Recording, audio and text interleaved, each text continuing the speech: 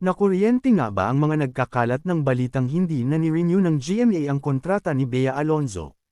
Na ang sabi pa ng mga bashers ng aktres ay huling proyekto na raw nito ang Widows, War nila ni Carla Abellana.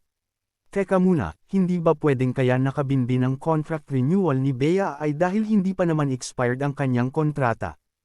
Ayon sa ilang GMA sources, sorry to disappoint na lang these bashers na nag-aabang lagi ng ikasisira nito. Sorry to burst their bubble. Say nga ng tao who's privy to the developments in B's TV career. FYI daw, nakipag-meeting na raw ang aktres sa GMA Public Affairs for a series. At take note, hindi lang ito basta series dahil kakalab nito mismo si Bea. And as such, may, say, o upperhand si Bea sa story nito, at maging sa casting. Ang request nga niya'y kuning direktor si Zig Dulay who also helmed Widows, War.